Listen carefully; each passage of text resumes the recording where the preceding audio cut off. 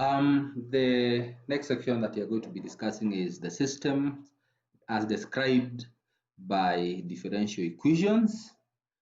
And in the continuous time systems, we used differential equations to describe a system. But now with discrete time systems, we use difference equations. You'll see how they look like. I believe you must have made difference equations in a calculus unit, but if you have not, then this will still serve.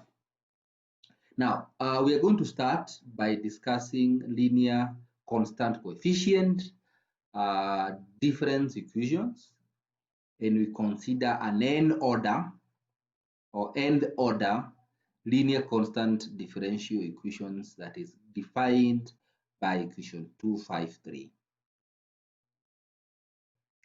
So this equation 253 is described as such, and I remember I went through step by step.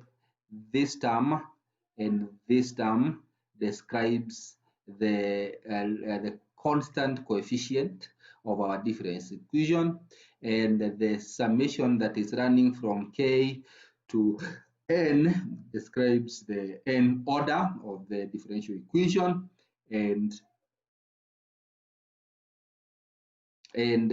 this difference between n and k is the one that causes the equation to be called a difference equation, because it's just a matter of finding the difference between the time in which you're observing the signal vis-a-vis some other time that you have defined.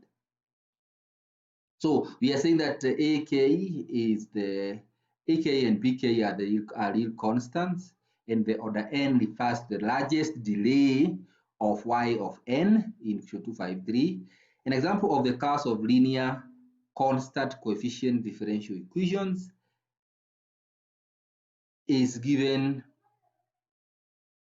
in chapter 1 of problem 37, and analogous to the continuous time case, the solution of 253 and all properties of systems such as linearity, causality, and time invariance can be developed following an approach that directly parallels the discussion for differential equations. Again, we emphasize that the system described by equation 253 will be causal and LTI if the system is initially at rest. So what should come out very clearly when we are dealing with differential equations? Differential, the one that we dealt with in continuous time, and the difference equation equations, the one that we are dealing with in discrete time. We are always looking for the solution. So we say we can describe a system using a differential equation or a difference equation, but we do not know the solution, such that if you have an input x of n, then we have a system that is described by a function t. What will be the output y of n? The process of finding y of n is called finding the solution of a differential or difference equation. Now, to find the solution of our differential or difference equation 253, we may rearrange this equation in such a way that we make y of n, our solution, to be the subject of the formula, and that would mean that, you see, this side is equivalent to saying a0, assuming we are starting at k is equal to 0, so we say a0 at y of n minus 0 becomes y of n plus a1 y of n minus 1 plus dot dot dot this up to when it is a of n, y of n minus 1, and this is equals to sum of k is equals to 0 to m b of k x of n minus k. So if you remove these terms from the left hand side and you take them to the right hand side and you divide everywhere by 1 over a naught, you'd be left with y of n is equals to this term that is already there, which is equals to k at power m b of k x of n minus k minus sum now starting at k is equals to 0 to n of a of k. Of course, the other term remains to be y of n minus k.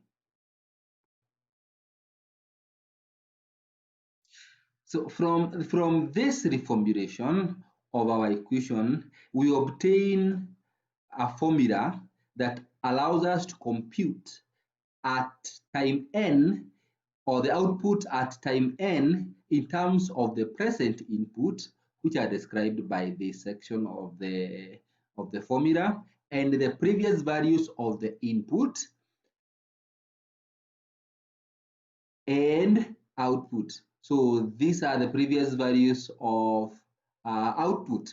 Now we are seeing that from equation 254, we see that the need for auxiliary conditions is obvious, and that to calculate y of n, starting at n is equals to n naught, we must be given the values of yn minus 1 all the way up to yn naught minus n, as well as the input x of n for n is bigger than n naught minus m. And we are saying that the general form of equation 254 is called a recursive equation, since it specifies a recursive procedure for determining the output in terms of the input and the previous outputs. And of course, in the special case when n is 0, then we don't have previous outputs, and our output y, or our solution y of n, is as expressed in equation 255. And this is known as a non-recursive equation, since the previous output values are not required to compute the present output. And thus, in this case, the auxiliary quotations are not needed to determine the yn.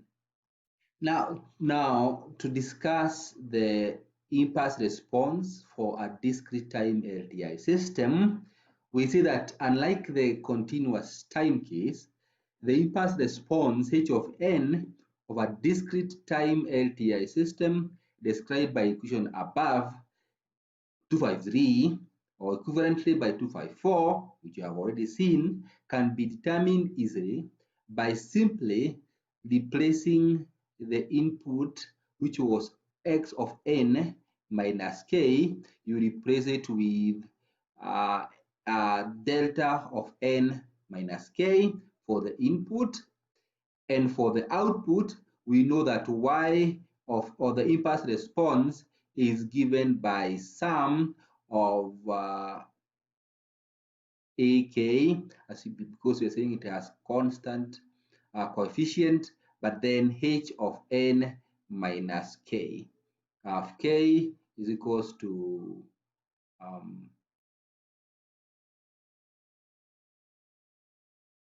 we have said from equation 254, starting at 1 all the way to m. So this is the impulse response that we say it uniquely characterizes or describes the response of a system when the input is a unit impulse signal. So as we see, this describes the output, or the previous output, and this, which is the function of this, in terms of summation of the previous inputs. And this gives us equation 256, which is able to describe for us the impulse response of a discrete time LTI system, or the solution for the impulse response for a discrete time LTI system. And for the system that we described in equation 255, where we say that n is equals to 0, that means it has no previous outputs, then the impulse response is simply described by this equation 257, and we're saying that it will have the value of these values when n is between 0 to m. Remember what we said, that this term gives us, when it is equals to 0, then this term that has the del operator, or the differential, or the unit impulse signal, that is the only time that it gives us a value of 1. And therefore, if we get a value of 1 here, and we are divided bk by a naught, of course the solution will be with that. And you are saying that it will only, this term will only be 0, the term in the square bracket will only be 0 when n is less than m. So that should become quite straightforward from that equation. It is saying now that, note that the impulse response for this system has finite terms. That is, it is non-zero for only a finite time duration. Because of this property, the system specified by this equation is known as finite impulse response, or an FIR system. On the other hand, a system whose impulse response is non-zero for infinite time duration is said to be infinite impulse response system, or IIR. Examples of finding impulse responses are given in 244 and 245, which we will see in a later lecture. So before we conclude this lecture, we will look at one example that is right here in front of us, that asks, verify that equation 27 and 28, or rather, this is equation 27 that we must have met earlier. Verify that convolution has the property of is commutative. This is the property of commutative, and you are told to confirm that the convolution integral is commutative. So I will just jump to somewhere I've attempted this question, and I just very quickly illustrate how we do that. So we are told to verify that the convolution of xt with h of t is the same as convolution of h of t with x of t. And by definition, we know x of t convolved with h of t is defined as x of tau, or the integral from minus infinity to infinity of x of tau, h of t minus tau d tau. That is our definition 1. And therefore, the definition 2 for h of tau convolved with x of tau will simply be this. We are now starting with h of tau, and then s of t minus tau d tau. Then we make some assumptions that we say that for 2, let lambda, we are introducing another parameter lambda, and say this term, let it be equals to lambda. So we have a lambda is equals to t minus tau. And this would give us, bring lambda on one side, and what you will have is that you take this on the positive side and take lambda on that other side. You have lambda or tau is equals to t minus lambda. And therefore, in that case, if you differentiate this equation, you would have d tau minus d lambda. You are differentiating because you are considering this to be the variable and this to be a variable and this to be a constant. So when you do that, what you end up with is that you now replacing these terms in our equation. Before actually we do that, we know that our in this equation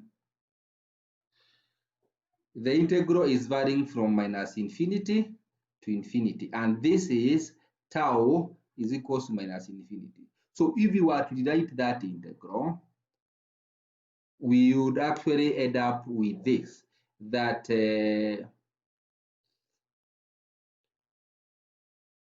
when tau is minus infinity, you just replace minus infinity here.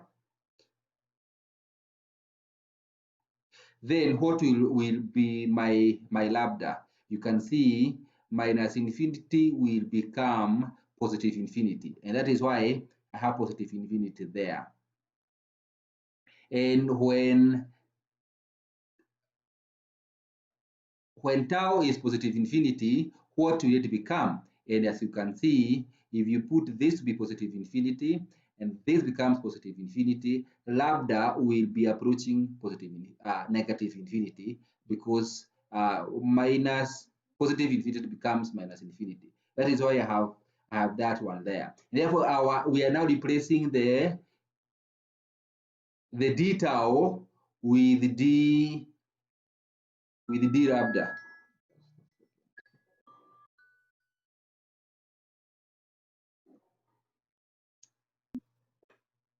Sorry, I was interrupted. So we were saying that the integral is changing from dt to d lambda, and therefore you can see that if we had dt, you get a negative d lambda because of this negative there, and therefore that is why you have this negative at that point, and so we have h. So what we had previously as lambda becomes t minus tau, or rather, sorry, what we had previously as tau becomes t minus lambda. So this is the one that is coming right there. And therefore, what we had previously as t minus tau becomes our lambda, and our integral, our reference for integration has changed from d tau to negative d lambda, and our negative is right here. And therefore, when you see this, you can reverse the limits of integration by introducing this negative there. So this negative cancels that was there, and therefore we have the normal integration limits, but now we are saying that our convolution integral takes that form. And what that shows you is that this is equivalent to what we had earlier. We have worked with equation 2, and then we can show that equation 2 is the same as equation 1, except that we have changed the terms of from tau to lambda. So having said that, I guess we go, when we now look at our equation 5, we actually verify, lecture 5, we verify that our derivation agrees with the example that is done right there, and therefore we can see that we have verified that the convolution integral is commutative. So that marks the end of lecture 5. It might be short, it was meant to be short, but we will try to, we will have some tutorials to cover up the examples that we have not done. So that marks the end. That's it for lecture 5. We will just do some tutorials with sufficient examples. I think being at lecture 5, we should now be able to have examples for each of the lectures that we have not covered. So I will try to make another video that has examples, at least one example for lecture 1 all the way to lecture 5. I know I have done some examples already, but I will just create one tutorial for all that. So that's marks the end of today's lecture. Bye bye everybody. See you next week. Bye bye.